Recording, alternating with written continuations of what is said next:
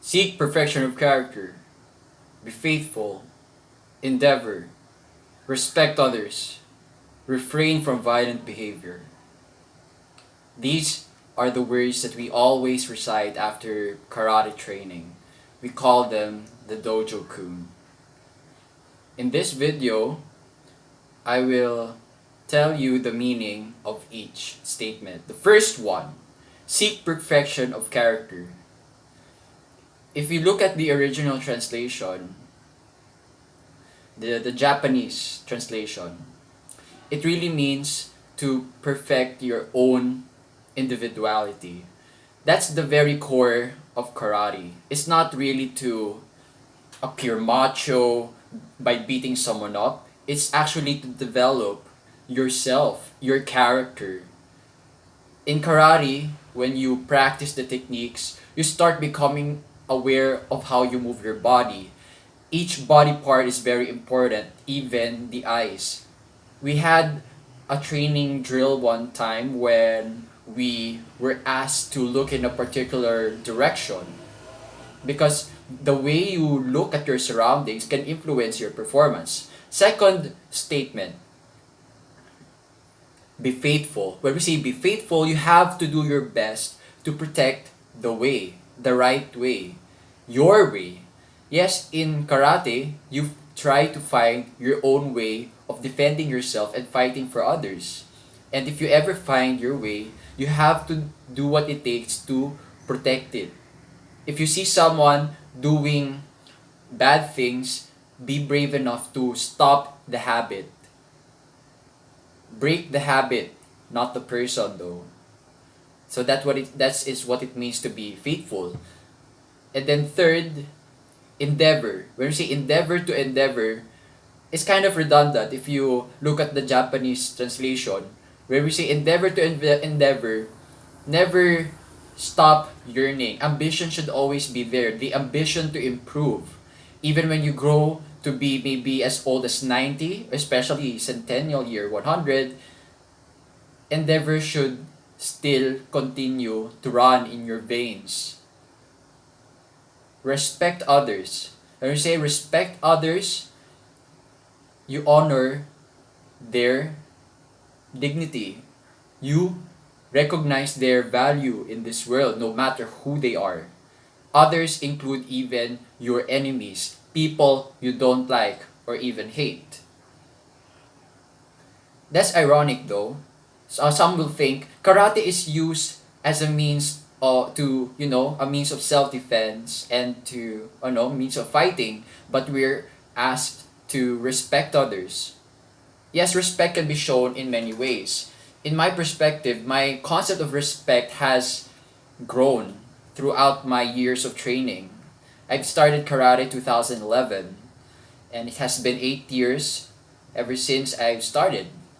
And I've learned that part of respect is doing your best during sparring matches. I'm the type of person who never really gives his all in the ring because of the fear of accountability. I know I can execute the technique well, and I can even, no matter which technique it is, punching, kicking, sweeping, I'm not that confident yet, but I know I can do any of those. But I'm just afraid of giving or striking too hard to the point that I might hurt the person and then I'll be sued. That I don't like. So I tend to withhold my energy. But after a thorough reflection, I realized that I'm not doing the person any favor by being like that all the time. I'm not helping the person improve. So part of respect is giving your best during the match. No matter, yes, even if a time will come that I might inadvertently knock someone out. Yes, I've been reckless. Shall have been reckless if I did that. But at least, yes, at least have shown respect to the person. Through the pain that I have caused him or her, that pain will help him or her grow. That pain will inspire him or her to improve, to be more careful when sparring next time, to be more mindful of his or her surroundings. And the fifth, refrain from violent behavior. in the original Japanese version, if I will make another translation for that, it can sound like, do not give in to the call of heroism. Refrain from violent behavior is not just limited to not punching or kicking anyone's butt at all. Refrain from violent behavior can also mean not being too much of a star. In the Filipino culture, we have what we call the ako na nga culture. Ako na nga behavior. Parating pumapapil.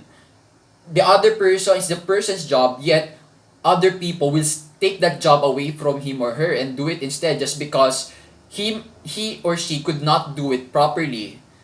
That is part, I think, of the coverage.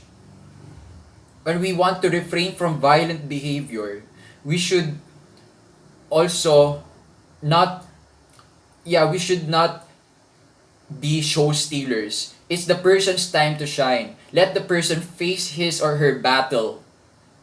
It's his or her battle, not yours. So why are you interfering? You're not really doing the person any favor if you interfere. At times, we have to know the difference between two types of battles. I learned this from Bleach. Yeah, I miss Bleach. Captain Ukitake mentioned this to Rukia. The first battle is to protect someone's life, and the second one is to protect someone's honor. Most of the time in our modern world, it's always the second battle that we're faced with. And most always lose in that battle. Now, I am challenging you. Yes, you. If you are the type of person who always steals the glory from others, you violate their honor, I suggest you stop it, no matter who you are. Alright, so as a reward for finishing this video, yes, I've been to a black belt training session once, and we were told that whenever we recite the dojo-kun at the end of each practice session, we have to recite it in Japanese since, it's black belt. When you study karate, you're also studying Japanese culture, and part of culture is language.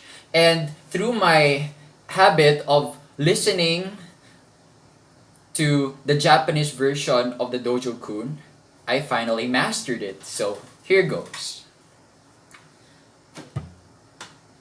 Dojo-kun. Hitotsu. Jinkaku kansei ni tsutomeru koto. Hitotsu. Makoto no michi wo mamoru koto. Hitotsu. Doryoku no seishin wo yashinau koto. Hitotsu. Reigi wo omonzuru koto. Hitotsu. Kekki no yu wo imashimuru koto. Seek perfection of character. Be faithful. Endeavor. Respect others. Refrain from violent behavior. If you like this video, don't hesitate to give it a thumbs up. You're already here, so why pass up, right? And if you know anyone if you're practicing martial arts yourself, if you're practicing Shotokan karate, this might come in handy. If you cannot find though there are other video sources that teach you how to recite the dojo-kun in Japanese. Yeah, there are many, and they some of them may be even better than how I recited it, but anyway, what's more important is that you live out the teaching. Wear the teaching, like what you do with your clothes. Even I don't even act on the words seek perfection of character when I'm doing household chores. When I have something in mind to do, I just do it. No more seek perfection of character. Be faithful. Endeavor. I don't need to recite that minute by minute. It's already enough that I say it out loud every after practice. But to live out these statements, to have the truth and not have the words is better actually. So that's it. I hope you have been enlightened once again by the Nocturnal Sage. So see you in the next episode.